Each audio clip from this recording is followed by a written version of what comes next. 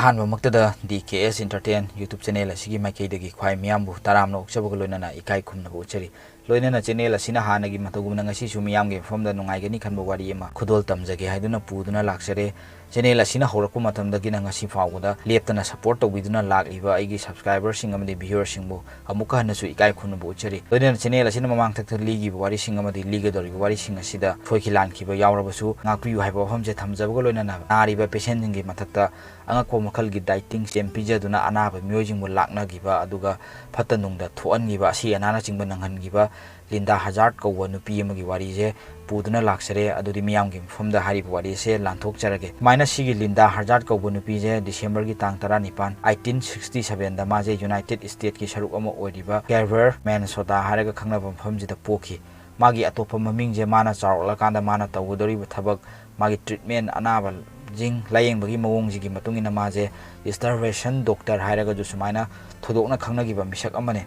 aduga magi khwaidagi sathiba mana mana ana layengiba mi jingjigi lan thumje mana nakoina na matpa aduga patient jingje hatpa ade hatnabagi thaurang tawwa siguma phattaba thabak singje tawudagi yam ka hena maming chatkhiba maming leiba nupi amajune mai tawduna Linda je su sanan nail amuduga Montgomery Burfield hairaga khangnaba matai manawani ji macha tret pokpugi manungda Linda jina khwaidagi ahan noina poe aduga Linda je ma masagi oiba medical gi degree ama bawa paidaba mi amane aduma kumana sigi degree je paijadaba taraga jo State of Washington da leiba medicine practice tawbudagi ma je ayaba license pi sumain tawna magi license pi we phange mataw sumna Linda ji mapu ji jo alternative medicine da degree ama bawa yaudana Linda gi mo sumaina ma je anaba patient gi mathakda practice tawgi bai hidak langthak thaba khoba sumaina anaba patient ge yengsingiba mi misak amane majo aduga fasting tawbagi chara helanba chinjak se kaktharaga treatment tawba tugumbagi maramda yam ka hena khangnaba Edward Hooker Dewey kowa sigi miyoi jigi makhada Linda je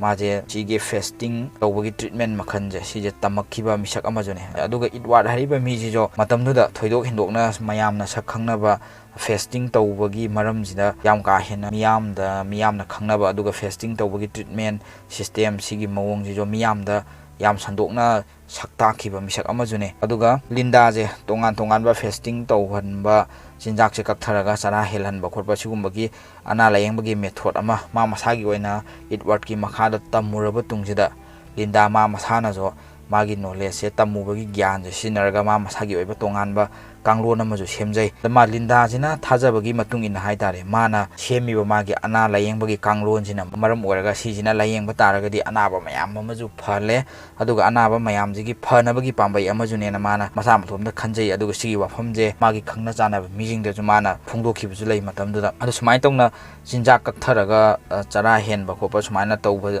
treatment makhaljina akoi miyoibagi hakchang jida yawbo toxin hu chenba akoina chasin thakhin gibagi phattaba jingjina hakchangda hu oina olaga tungsillaga isagi sadong singli nauri inungsita yawbo jingje sijina sengdoe lauthoe aduga hakcha khoi miyoibagi hakchang kaya singge yam taga tekna mathauje fajana tawhallaga thamme kholena Linda jina ju hai aduga mana ju thajagi sigi wafamje matamduda Linda na ma masagi career ama oina mana tammiba magi course sigi course loiraba tungsina mana larik ahumju i mana iriba larik sing asida yamna maru oina mana phungdokliba je science ki oiba hidak langthak kari kara tawraga layeng makhaljidagi di fasting tawba akhoi chara je helaga akhanaba chinjak khara loina kaktharaga yamdaba changda haira gumba khara chaba khoba sumaina tawraga layengba makhaljina anaba layengba je side science ki oiba mongda layengiba anaba je sidagi mana puthoiba magi fasting tawbagi treatment system jine hena anaba je yam phanba ngame yam sine hena phai kholena mana ju phongdoe matamduda aduga Linda na iriba mana igiba matamduda mana igiba larik sing adudi sumaina Linda na ihan hanbo oina mana 1908 ki matamjida fasting for the cure of disease aina khangnaba larik ama ire aduga ani suba larik oina 1917 da died in disease and systemic cleaning haiba larik se ire sumai tawduna Linda na magi ahan boina igiba larik fasting for the cure of disease sigi larik se mana hena phakatpa mongda amuk ithoi mana nauna semdokpo jidadi mana scientific oina layengbagi mawong aduga fasting tawbagi mawong aduga ancient matamgi oiba yam ariba ipa ipu haktaktagi chanarakpa sigumba ana layengbi mawong nge sijiga ꯌꯥꯟꯁꯤꯟꯅꯔꯒ ꯃꯇꯝꯁꯤꯒ ꯆꯨꯅꯕ ꯃꯑꯣꯡꯗ ꯍꯥꯏꯇꯥꯔꯦ ꯁꯨꯃꯥꯏꯅ ꯃꯥꯅ ꯌꯥꯟꯁꯤꯟꯅꯔꯒ ꯁꯤꯒꯨꯝꯕ ꯑꯅꯧꯕ ꯈꯔ ꯍꯥꯞꯆꯤꯜꯂꯒ 1927ꯗ ꯑꯃꯨꯛ ꯃꯥꯅ ꯅꯧꯅ ꯑꯃꯨꯛ ꯃꯤꯌꯥꯝꯗ ꯄꯕ꯭ꯂꯤꯁ ꯇꯧꯔꯦ ꯃꯥꯒꯤ ꯁꯤꯒꯤ ꯂꯥꯏꯔꯤꯛꯁꯦ ꯑꯗꯨꯒ ꯂꯤꯟꯗꯥꯁꯤꯅ ꯁꯨꯃꯥꯏꯅ ꯇꯧꯔꯕ ꯇꯨꯡꯁꯤꯗ ꯂꯤꯟꯗꯥꯁꯤꯅ ꯑꯣꯂꯥꯂꯥ ꯍꯥꯏꯔꯒ ꯈꯪꯅꯕ ꯋꯥꯁꯤꯡꯇꯟꯗ ꯂꯩꯕ ꯁꯤꯗ ꯃꯥꯒꯤ ꯋꯦꯜꯗꯔꯅꯦꯁ ꯍꯥꯏꯠ ꯑꯩꯅ ꯀꯧꯕ ꯑꯅꯥ ꯂꯥꯌꯦꯡꯕ ꯃꯌꯥꯝꯁꯤꯒꯤ ꯂꯩꯐꯝ ꯍꯥꯏꯇꯥꯔꯦ ꯃꯥꯒꯤ ꯁꯤꯒꯤ ꯇ꯭ꯔꯤꯠꯃꯦꯟ ꯇꯧꯐꯝ ꯁꯦꯟꯇꯔ ꯑꯃ ꯍꯥꯡꯉꯦ ꯁꯤꯒꯤ ꯃꯐꯝꯁꯦ ꯃꯤꯌꯥꯝꯅꯁꯨ ꯌꯥꯝꯅ ꯈꯪꯅꯕ ꯃꯐꯝ ꯑꯃ ꯑꯣꯏꯔꯦ ꯑꯗꯨꯒ ꯃꯥꯅꯁꯨ ꯌꯥꯝ ꯐꯖꯅ ꯁꯦꯝꯒꯠꯂꯦ ꯁꯤꯒꯤ ꯃꯐꯝꯁꯦ ꯁꯨꯃꯥꯏꯅ ꯁꯤꯒꯤ ꯃꯐꯝꯁꯤꯗ ꯃꯥꯅ ꯑꯅꯥꯕ ꯀꯌꯥ ꯑꯃꯁꯨ ꯂꯩꯔꯝꯃꯦ ꯍꯥꯏꯗꯤ ꯃꯥꯅ ꯍꯥꯏꯔꯤꯕ ꯊꯕꯛꯇꯨꯗ ꯍꯥꯏꯗꯤ ꯍꯤꯗꯥꯛ ꯂꯥꯡꯊꯛ ꯊꯥꯕꯁꯤ ꯁꯥꯏꯠ ꯏꯐꯦꯛ ꯃꯌꯥꯝ ꯂꯩ ꯈꯣꯠꯂꯦ ꯑꯗꯣ ꯃꯤꯉꯩꯅꯁꯨ ꯆꯤꯟꯖꯥꯛ ꯀꯛꯊꯔꯒ ꯅꯥꯕꯁꯤꯅ ꯐꯗꯧ ꯑꯣꯏꯇꯥꯔꯒꯗꯤ ꯃꯥꯒꯤ ꯃꯑꯣꯡꯁꯦ ꯀꯥꯟꯅꯅꯤ ꯈꯣꯠꯅꯤꯅꯦ ꯁꯤꯗꯤ ꯌꯥꯝꯅ ꯅꯦꯆꯔꯦꯜ ꯑꯣꯏꯕ ꯃꯑꯣꯡꯅꯦ ꯈꯣꯠꯄꯅꯦ ꯃꯍꯧꯁꯥꯒꯤ ꯑꯣꯏꯕ ꯃꯑꯣꯡꯅꯦꯅ ꯈꯜꯂꯒ ꯃꯤꯑꯣꯏꯁꯤꯡꯁꯤꯗ ꯑꯅꯥꯕ ꯌꯦꯡꯕ ꯈꯣꯠꯄꯁꯨ ꯌꯥꯝ ꯂꯥꯛꯅꯩ ꯑꯗꯨꯒ ꯃꯐꯝꯁꯤꯗ ꯂꯩꯔꯤꯕ ꯑꯅꯥꯕꯁꯤꯡꯁꯦ ꯂꯤꯟꯗꯥꯅ ꯇꯧꯔꯤꯕ ꯃꯑꯣꯡꯁꯦ ꯅꯨꯃꯤꯠ ꯈꯔꯅꯤꯒꯤ ꯑꯣꯏꯅ ꯆꯔꯥ ꯍꯦꯜꯍꯟꯕ ꯑꯗꯨꯒ ꯍꯞꯇꯥꯒꯤ ꯑꯣꯏꯅ ꯍꯦꯜꯍꯟꯕ ꯑꯗꯨꯒ ꯊꯥꯒꯤ ꯑꯣꯏꯅ ꯍꯦꯜꯍꯟꯕꯁꯨ ꯌꯥꯎꯋꯦ ꯃꯥꯅ ꯃꯤꯁꯤꯡꯁꯦ ꯆꯥꯛ ꯃꯤꯒꯤ ꯆꯥꯔꯤꯕ ꯆꯤꯟꯖꯥꯛꯁꯦ ꯀꯛꯊꯔꯒ ꯆꯔꯥ ꯍꯦꯟꯕꯒꯤ ꯇꯥꯏꯞꯇ ꯆꯥꯗ ꯌꯥꯗꯕ ꯈꯔꯒ ꯀꯣꯝꯂꯥꯒꯨꯝꯕ ꯀꯩꯀꯩ ꯈꯔꯒ ꯄꯤꯖꯔꯒ ꯁꯨꯃꯥꯏꯅ ꯍꯞꯇꯥꯒꯤ ꯑꯣꯏꯅ ꯄꯤꯖꯕ ꯑꯗꯩ ꯊꯥꯒꯤ ꯑꯣꯏꯅ ꯇꯧꯕ ꯁꯨꯃꯥꯏꯅ ꯇꯧꯔꯒ ꯂꯤꯟꯗꯥꯁꯤꯅ ꯑꯅꯥꯕꯁꯤꯡꯁꯦ ꯂꯥꯌꯦꯡꯉꯦ ꯁꯤꯒꯤ ꯃꯇꯝꯁꯤꯗ ꯂꯤꯟꯗꯥꯁꯤꯅ ꯌꯥꯝꯅ ꯃꯥꯅ ꯑꯅꯥꯕꯁꯤꯡꯗ ꯄꯤꯖꯔꯤꯁꯦ ꯌꯥꯝꯅ ꯌꯥꯝꯗꯕ ꯆꯥꯡꯗꯅꯤꯀꯣ ꯃꯌꯥꯝꯅꯒ ꯅꯠꯇꯦ ꯄꯤꯖꯔꯤꯁꯦ ꯌꯥꯝ ꯌꯥꯝꯗꯕ ꯆꯥꯡꯗ ꯈꯥꯃꯦꯟ ꯑꯁꯤꯟꯕꯤ ꯁꯨꯞꯀꯨꯝꯕ ꯑꯗꯩ ꯑꯦꯁꯄꯔꯥꯒꯁ ꯖꯨꯏꯁ ꯑꯩꯈꯣꯏꯒꯤ ꯅꯨꯡꯒꯥꯔꯩꯒ ꯍꯥꯏꯅꯕꯗꯣ ꯁꯤꯒꯨꯝꯕꯒꯤ ꯃꯍꯤ ꯑꯗꯩ ꯁꯤꯗ ꯅꯠꯇꯅ ꯃꯥꯅ ꯀꯔꯤꯒꯨꯝꯕ ꯀꯥꯟꯗꯅ ꯃꯔꯛ ꯃꯔꯛꯇ ꯀꯣꯝꯂꯥꯒꯤ ꯃꯍꯤ ꯀꯣꯝꯂꯥꯒꯤ ꯖꯨꯏꯁ ꯑꯣꯔꯦꯟꯖ ꯖꯨꯏꯁ ꯀꯥꯛꯁꯦ ꯄꯤꯊꯛꯑꯦ ꯁꯨꯃꯥꯏꯅ ꯇꯧꯔꯒ ꯂꯤꯟꯗꯥꯁꯤꯅ ꯑꯅꯥꯕꯁꯤꯡꯁꯦ ꯃꯥꯅ ꯇ꯭ꯔꯤꯠꯃꯦꯟ ꯇꯧꯕ ꯍꯧꯔꯦ ꯑꯗꯨꯒ ꯁꯤꯒꯤ ꯃꯇꯨꯡ ꯁꯨꯃꯥꯏꯅ ꯌꯥꯝꯅ ꯃꯔꯨ ꯑꯣꯏꯅ ꯆꯥꯒꯗꯧꯔꯤꯕ ꯆꯤꯟꯖꯥꯛꯁꯤꯒꯤ ꯃꯍꯨꯠꯇ ꯌꯥꯝ ꯌꯥꯝꯗꯕ ꯆꯥꯡꯗ ꯁꯦꯔꯥꯟ ꯇꯨꯔꯥꯟ ꯃꯥ ꯃꯁꯥꯅ ꯈꯟꯖꯕ ꯗꯥꯏꯇꯤꯡ ꯁꯤꯁꯇꯦꯝꯁꯦ ꯄꯤꯖꯕ ꯈꯣꯠꯄ ꯇꯧꯕꯗꯒꯤ ꯄꯦꯁꯦꯟꯁꯤꯡꯁꯤꯒꯤ ꯃꯁꯥꯗ ꯌꯥꯝꯅ ꯅꯥꯕ ꯍꯥꯏꯕꯁꯤꯅꯕꯨ ꯏꯁꯥꯁꯦ ꯂꯣꯏ ꯁꯣꯟꯊꯔꯤꯅꯦ ꯁꯣꯟꯊꯔꯤꯉꯩꯒꯤ ꯃꯊꯛꯁꯤꯗ ꯑꯃꯨꯛ ꯄꯦꯁꯦꯟꯁꯤꯡꯁꯦ ꯃꯥꯅ ꯅꯣꯡꯃꯒꯤ ꯀꯣꯝꯂꯥ ꯈꯔ ꯄꯤꯖꯕ ꯑꯗꯩ ꯁꯪꯒꯣꯝ ꯀꯞ ꯃꯆꯥ ꯑꯃ ꯍꯦꯛ ꯄꯤꯊꯛꯄ ꯑꯗꯩ ꯃꯅꯥ ꯃꯁꯤꯡ ꯐꯨꯠꯄꯒꯤ ꯁꯨꯞ ꯃꯍꯤ ꯈꯔ ꯍꯦꯛ ꯄꯤꯊꯛꯄ ꯃꯌꯥꯝꯅꯒ ꯅꯠꯇꯦ ꯁꯨꯞ ꯑꯩꯁꯦ ꯑꯩꯈꯣꯏ ꯕꯣꯇꯜ ꯂꯥꯝꯃꯤꯗꯀꯣ ꯀꯣꯛꯅꯕ ꯈꯣꯠꯅꯕ ꯄꯤꯊꯛꯄ ꯅꯠꯇꯦꯕ ꯃꯥꯒꯤ ꯗꯥꯏꯇꯤꯡ ꯁꯤꯁꯇꯦꯝꯅꯤꯅ ꯃꯥꯒꯤ ꯀꯣꯛ ꯆꯥꯛꯄ ꯃꯤꯒꯤ ꯇꯥꯏꯞꯇ ꯍꯥꯏꯇꯥꯔꯦ ꯃꯥꯅ ꯄꯤꯖꯅꯤꯡꯕ ꯀꯞ ꯃꯆꯥ ꯑꯃ ꯆꯥ ꯒ꯭ꯂꯥꯁꯇꯣ ꯑꯗꯨꯒꯨꯝꯕ ꯑꯃꯃꯝꯈꯛ ꯄꯤꯊꯛꯑ ꯈꯣꯠꯇꯅ ꯇꯧꯕꯗꯒꯤ ꯄꯦꯁꯦꯟꯉꯩꯁꯦ ꯅꯥꯔꯤꯁꯤꯒꯤ ꯃꯊꯛꯁꯤꯗ ꯃꯣꯏꯒꯤ ꯃꯁꯥꯁꯦ ꯌꯥꯝ ꯊꯤꯅ ꯁꯣꯟꯊꯔꯒ ꯃꯁꯥ ꯃꯇꯣꯝꯗ ꯃꯥꯒꯤ ꯅꯝꯕꯔ 2 ꯇꯧꯕꯒꯤ ꯍꯧꯒꯠꯄ ꯀꯥꯡꯈꯠꯄ ꯐꯥꯎ ꯉꯝꯗꯕ ꯑꯗꯩ ꯃꯊꯟꯗ ꯂꯦꯡꯕ ꯌꯧꯍꯟꯕ ꯐꯥꯎ ꯕꯦꯠꯇꯨꯗꯒꯤ ꯌꯧꯍꯟꯕ ꯐꯥꯎ ꯉꯝꯗꯕ ꯈꯣꯠꯇꯕ ꯇꯧꯔꯛꯑꯦ ꯁꯨꯃꯥꯏꯅ ꯇꯧꯅ ꯄꯦꯁꯦꯟꯁꯤꯡꯁꯦ ꯋꯥꯔꯤꯉꯩꯒꯤ ꯃꯊꯛꯇ ꯌꯥꯝ ꯊꯤꯅ ꯋꯥꯔꯦ ꯑꯗ ꯄꯦꯁꯦꯟ ꯈꯔ ꯑꯃꯅ ꯂꯤꯟꯗꯥꯗꯁꯨ ꯍꯥꯏ ꯑꯗꯨ ꯂꯤꯟꯗꯥꯅ ꯃꯥꯅ ꯀꯩꯝ ꯇꯧꯔꯣꯏ ꯈꯣꯠꯂꯣꯏ ꯑꯩꯅ ꯇꯧꯔꯤꯁꯦ ꯌꯥꯝ ꯐꯗꯣꯏꯅꯦ ꯅꯣꯏ ꯁꯨꯃꯥꯏꯅ ꯇꯧꯅ ꯇꯧꯕꯗꯒꯤ ꯈꯔ ꯁꯣꯟꯊꯕꯩ ꯋꯥꯅꯦ ꯑꯗꯣ ꯁꯤꯅ ꯄꯨꯔꯥ ꯀꯜꯂꯀꯥꯟꯗꯗꯤ ꯅꯣꯏꯁꯦ ꯐꯗꯣꯏꯅꯦ ꯈꯣꯠꯇꯣꯏꯅꯦꯅ ꯃꯥꯅ ꯁꯨꯝ ꯁꯤꯒꯤ ꯃꯥꯒꯤ ꯆꯤꯟꯖꯥꯛꯁꯦ ꯀꯛꯊꯔꯒ ꯅꯥꯇꯩ ꯆꯥꯗꯕ ꯃꯥꯒꯤ ꯗꯥꯏꯇꯤꯡ ꯁꯤꯁꯇꯦꯝꯁꯦ ꯇꯧꯔꯒ ꯃꯥꯅ ꯑꯅꯥꯕ ꯄꯦꯁꯦꯟꯁꯤꯡꯁꯦ ꯁꯨꯝ ꯃꯈꯥ ꯇꯥꯅ ꯁꯨꯝ ꯂꯥꯌꯦꯡꯕ ꯍꯧꯔꯛꯑꯦ ꯁꯨꯃꯥꯏꯅ ꯃꯥꯅ ꯍꯧꯔꯛꯄꯗꯒꯤ ꯄꯦꯁꯦꯟꯁꯤꯡꯁꯦ ꯌꯥꯝ ꯊꯤꯅ ꯁꯣꯟꯖꯤꯟꯕ ꯀꯔꯤ ꯍꯥꯏꯅꯤ ꯁꯔꯨꯗ ꯎꯟꯁꯥꯅ ꯀꯨꯞꯄꯒ ꯍꯥꯏꯅꯕꯗꯣ ꯑꯗꯨꯒꯤ ꯇꯥꯏꯞꯇ ꯇꯧꯕ ꯄꯦꯁꯦꯟ ꯃꯌꯥꯝ ꯑꯃ ꯌꯥꯎꯁꯤꯜꯂꯛꯑꯦ ꯁꯨꯃꯥꯏꯅ ꯌꯥꯎꯔꯝꯃꯕ ꯃꯇꯨꯡꯁꯤꯗ ꯅꯣꯡꯃꯒꯤ ꯑꯣꯏꯅ ꯄꯦꯁꯦꯟ ꯃꯥꯅ ꯂꯥꯌꯦꯡꯉꯤꯕ ꯃꯤꯁꯤꯡꯁꯦ ꯃꯊꯪ ꯁꯤꯕ ꯍꯧꯔꯛꯑꯦ ꯁꯤꯒꯤ ꯃꯇꯝꯁꯤꯗ ꯑꯗꯨꯃꯛꯄꯨ ꯀꯔꯤ ꯍꯥꯏꯗꯣꯏꯅꯣ ꯈꯪꯗꯦ ꯃꯤ ꯍꯥꯏꯁꯦ ꯁꯤꯍꯧꯗꯕ ꯄꯦꯁꯦꯟ ꯈꯔꯁꯤꯅꯗꯤ ꯀꯔꯤ ꯃꯔꯝꯗꯒꯤꯅꯣ ꯇꯁꯦꯡꯅ ꯑꯁꯤ ꯑꯅꯥ ꯌꯥꯎꯔꯦ ꯍꯥꯏꯕꯁꯦ ꯃꯣꯏ ꯔꯨꯝ ꯇꯣꯉꯥꯟꯅ ꯂꯩꯕꯗꯒꯤ ꯃꯣꯏꯅ ꯈꯪꯈꯤꯗꯕꯒꯤꯔ ꯅꯠꯇ꯭ꯔꯒꯅ ꯃꯇꯝꯗꯨꯗ ꯂꯤꯟꯗꯥꯅ ꯂꯣꯠꯄꯗꯒꯤ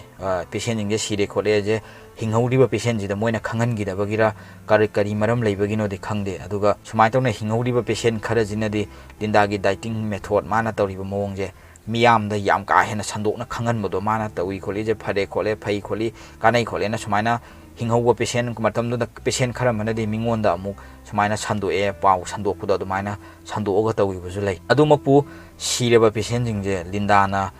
ꯃꯥ ꯃꯁꯥꯒꯤ ꯀꯤꯌꯔ ꯑꯃꯒꯤ ꯃꯈꯥꯗ ꯂꯩꯕ ꯄꯦꯁꯦꯟ ꯉꯥꯛꯇꯅꯦꯕ ꯁꯤꯔꯤꯁꯦ ꯃꯥꯅ ꯌꯦꯡꯁꯤꯟꯕ ꯑꯗꯨ ꯑꯣꯏꯅꯃꯛ ꯃꯉꯣꯟꯗ ꯊꯣꯏꯅ ꯅꯥꯆꯨꯡꯗꯦ ꯂꯤꯟꯗꯥꯁꯤꯅ ꯀꯃꯥꯏꯅ ꯃꯥꯒꯤ ꯃꯈꯥꯗ ꯃꯥꯅ ꯀꯤꯌꯔ ꯂꯧꯔꯒ ꯃꯥꯅ ꯌꯦꯡꯁꯤꯜꯂꯒ ꯂꯩꯔꯤꯕ ꯄꯦꯁꯦꯟꯁꯤꯡꯁꯦ ꯁꯤꯔꯛꯄ ꯃꯇꯝꯁꯤꯗ ꯂꯤꯟꯗꯥꯁꯤꯅ ꯀꯃꯥꯏꯅ ꯍꯥꯏꯔꯀꯥꯟꯁꯤꯗ ꯌꯥꯝ ꯂꯥꯏꯊꯣꯛꯅ ꯍꯥꯏꯇꯥꯔꯦ ꯃꯣꯏ ꯄꯦꯁꯦꯟꯉꯩꯁꯤꯅ ꯁꯤꯔꯤꯁꯦ ꯑꯩꯒꯤ ꯑꯅꯥ ꯂꯥꯌꯦꯡꯕꯒꯤ ꯃꯑꯣꯡ ꯑꯩꯒꯤ ꯗꯥꯏꯇꯤꯡ ꯃꯦꯊꯣꯗꯁꯤꯅ ꯁꯤꯅ ꯁꯤꯕ ꯅꯠꯇꯦ ꯑꯩꯗꯤ ꯁꯤꯒ ꯏꯔꯥꯟ ꯀꯔꯤꯝꯇ ꯂꯩꯇꯦ ꯑꯩꯅ ꯂꯥꯌꯦꯡꯉꯤꯕ ꯃꯑꯣꯡꯁꯤꯗꯤ ꯌꯥꯝꯅ ꯐꯕ ꯃꯑꯣꯡꯅꯦ ꯈꯣꯠꯄꯅꯦ ꯃꯣꯏꯅ ꯁꯤꯔꯤꯁꯤꯒꯤ ꯃꯔꯝꯁꯤꯗꯤ ꯍꯧꯖꯤꯛꯀꯥꯟꯒꯤ ꯁꯥꯏꯟꯁꯁꯤꯅ ꯃꯁꯛ ꯈꯪꯗꯣꯛꯄ ꯉꯝꯗ꯭ꯔꯤꯕ ꯑꯅꯧꯕ ꯃꯈꯜꯒꯤ ꯂꯥꯏꯅꯥ ꯑꯃꯅ ꯃꯣꯏꯁꯦ ꯁꯤꯕꯅꯦ ꯁꯤꯗꯁꯨ ꯅꯠꯇꯅ ꯃꯣꯏꯁꯦ ꯀꯦꯟꯁꯔ ꯅꯥꯔꯒꯁꯨ ꯁꯤꯕꯅꯦ ꯑꯗꯨꯒ ꯁꯤꯔꯣꯁꯤꯁ ꯇꯥꯔꯒꯁꯨ ꯁꯤꯕꯅꯦ ꯁꯨꯃꯥꯏꯅ ꯃꯣꯏ ꯁꯤꯒꯤ ꯃꯔꯝ ꯑꯍꯨꯝꯁꯤꯅ ꯃꯔꯝ ꯑꯣꯏꯔꯒ ꯁꯤꯕꯅꯦ ꯑꯩꯒꯤ ꯗꯥꯏꯇꯤꯡ ꯁꯤꯁꯇꯦꯝꯁꯤꯅ ꯁꯤꯕ ꯅꯠꯇꯦ ꯈꯣꯠꯇꯦꯅ ꯂꯤꯟꯗꯥꯁꯤꯅ ꯋꯥꯐꯝꯁꯦ ꯃꯥꯅꯁꯨ ꯑꯃꯨꯛ ꯍꯥꯏꯔꯦ ꯃꯌꯥꯝꯁꯤꯗ ꯑꯗꯨꯃꯛꯄꯨ ꯀꯔꯤ ꯍꯥꯏꯅꯤ ꯂꯤꯟꯗꯥꯒꯤ ꯃꯥꯒꯤ ꯃꯥꯌꯣꯛꯇ ꯂꯩꯕ ꯃꯤꯑꯣꯏ ꯃꯌꯥꯝ ꯑꯃꯁꯨ ꯊꯣꯔꯛꯑꯦ ꯃꯣꯏꯅꯁꯨ ꯋꯥꯐꯝ ꯃꯌꯥꯝ ꯑꯃ ꯐꯣꯡꯗꯣꯔꯛꯑꯦ ꯃꯣꯏꯅ ꯐꯣꯡꯗꯣꯔꯛꯄꯗ पेशेंट जिंगसिना सीरीजे लिंदागी स्टारवेशन तौबा चरा हेलनबा खोपा चिंजा कक्थबा खोपा सिगुम्बजिगी मेथड सिना सीबने का नाबा मीदुदा माना करिमता जो पिजादे नोंमगी कोमला मपुम मचा मा पिजाबा अदे अयुक नुमिदांगे चरा हेललगा नुंथिन तालक्सिदा अखोगी मना मसिंगी सूप कप अमा हेक पिथकपा सुमाइना तौरगा माना पेशेंट जिंगे तो नाकोइना टॉर्चर तौरगा तौ खोपा तौबदगी पेशेंट जिंगे सीबने खोपनेना क्लेम तौरे लिंदागी मथक्सिदा अदुगा सिगी मतुंग खर लेरगा 1912 ता अमु मसा याम फबा करी हानि नुपी अमा याम चुंग फिरान चाबा मियोय मितौ फबा क्लेरी विलियम सन कौबी नुपी अमजो माजे माई लैना अमा लेबदगी लिंदाना तौरुजिगी माजे याम फनी खोटनी मागी natural ओइबा मोंगदा महौसागी ओइबा मोंगदा लायेंग पथाप चथबनिना इसादसु थदोना side effect लैबो खोटपा तौरोय खोलोइना सिगी क्लेरी Williamson जे लिंदागी मागी मखाजेदा माजे ट्रीटमेंट तौरगा लैरे ट्रीटमेंट तौरगा लैबदगी मतम खरा लैरगा मागी सेम ngसागी मागी लिंदागी डाइटिंग मेथड से तौरगा क्लेरी विलियम सन जे माना ट्रीटमेंट तौबदगी मतम खरा लैरगा क्लेरी विलियम सन जे सीरे यामना ngaiba mana yamna sigi masamu yamna faba sigi Clary Williamson कौबो नुपीजे माना सीबा मतमसिदा सुपनगी मा मसागी अरुमबजे 50 पाउंड बाउ यौरमद्रे मागी वेट बॉडी अरुमबजे सीजे केजी दे ओरगदी केजी 23 गा समथिंग ग्राम 4 का मरफू सिगी चांग मु ओय केजी 23 बाउ यौद्रबनेबा मपुंग मरै फाबा मी मना सीबा मतमसिदा केजी 23 बाउ यौरमद्रे अदु सुमाइना तौरबा थौदोकसे थोखरबगी तुंगसिदा लिंदाजे माजे पुलिसना फारे मागी मथक्ता मियोय क्यामनजु क्लेम तौरे अदो मागी सिगी मिसी मिना थोकपगी थौदोकसे तौबदगिदी लिंदाजे पुलिसना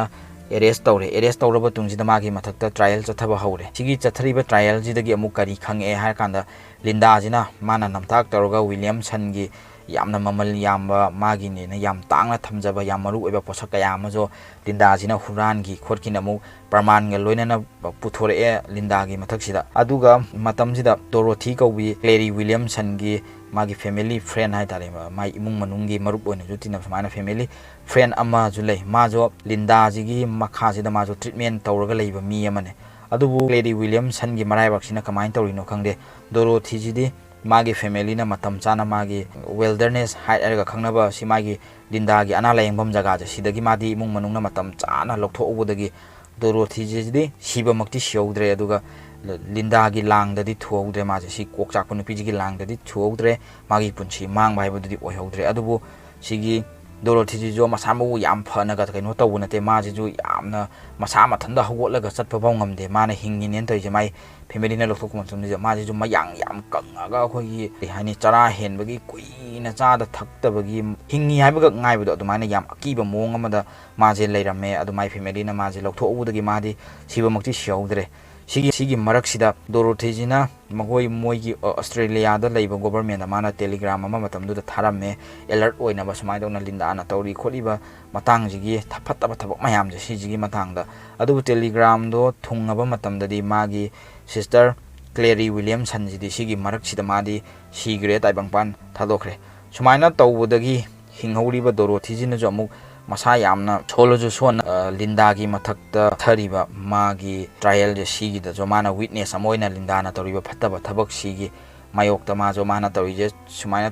तौइना माना जो सखी अमोइना माना जो लेपे अदुगो डोरोथीजी जो मा मसागी अरुमजे माना हिंगिनेन तौरिजे 60 पाउंड बाउ यौदे केजी 23 फाउ यौदे माना हिंगिजी जो मतमजिदा माइना लिंदागी मथक्ता चथरिबा ट्रायल जिदा जो डोरोथीना मागी मायोक्ता लेपगा माजे विटनेस होइना जो लेपे अर सी सुमाइना ट्रायल चथरबा तुंगजिदा लिंदाजे मतमदुदा सही अनिदगिना सही कुन बाव माजे प्रिजन ओइना लैनबा राइजे तारे अदुमकपु सिदा याम पेंदबा मना इसामक्सु पेंदे सुपनगी सही अनिगक लैरगा लिंदाजे मागी पेरोल फंगे अदुगा माजे मागी प्रिजन गी लाइफ से सिदगी माजे 1955 ता डिसेंबर गी तांग कुतरुक सिदा माजे लिंदाजे थादोए मतमजिदा अमुक लिंदाजे माजे payroll फंगगा थोरअबा तुंगजिदा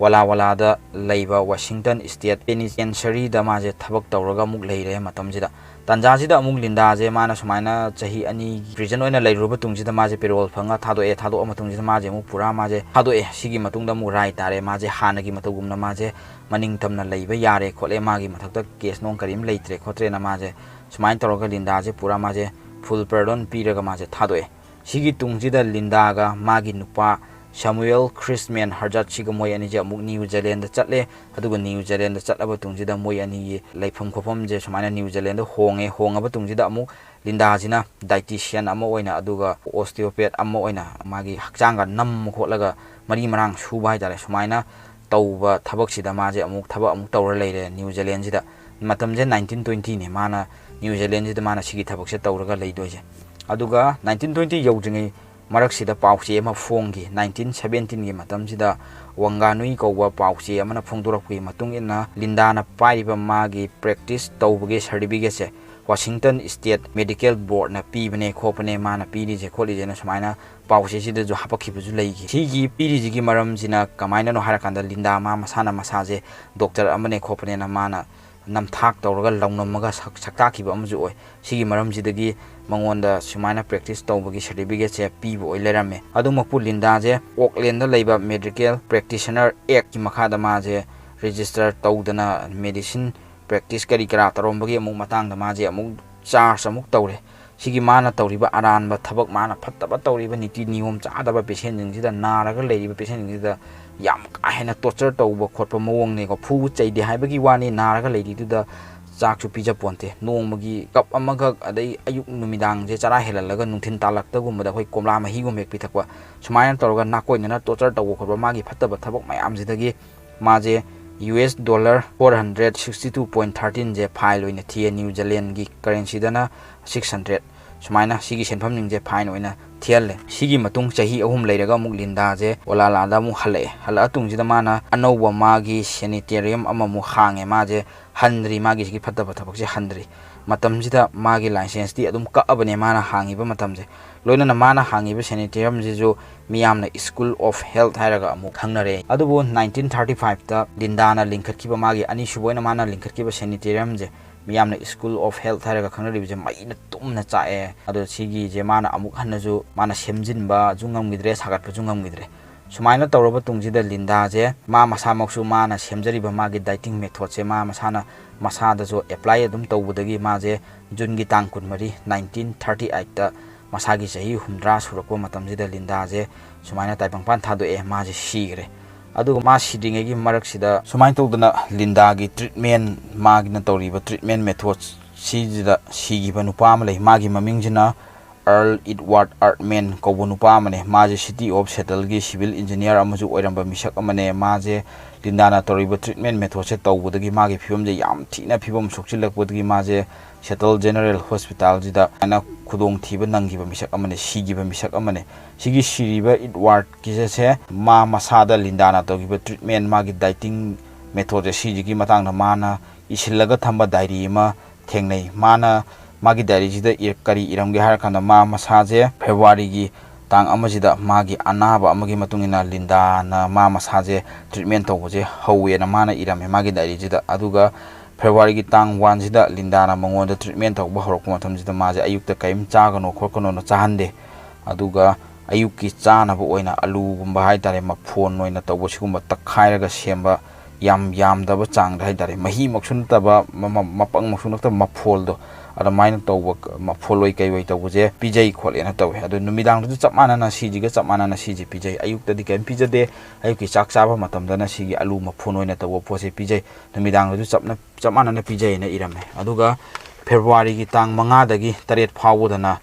komra amaga piraga ayukta breakfast to hole charawal hale aduga ayukka numidang gi sana bijo chapmana na ngasai gi alu mafoloi kari wai tawuje sije pijai na irame aduga February gi tang nipan dana komla amana charawal hale sida du chapmana na aduga ayukka numidang na chapmana na ngasai gi alu gi mafoloi kari wai tawo sigi mesop se siji oina pijai na I aduga February gi tang 8 dagi na tang 13 bawojina komla amana charawal hangi aduga ayukka numidang jigadna mana masing mayam jidagi semba sup bai tare pamagak pithe kholena sumaina mana irame aduga February gi tang 12 dana komla amagakna charawal hale adu yamna pikpa komla amagak pire emana aduga ayuk ta charawal hale aduga ayukka numidang ji jo chapmana ba mongda komla macha amamongak pijai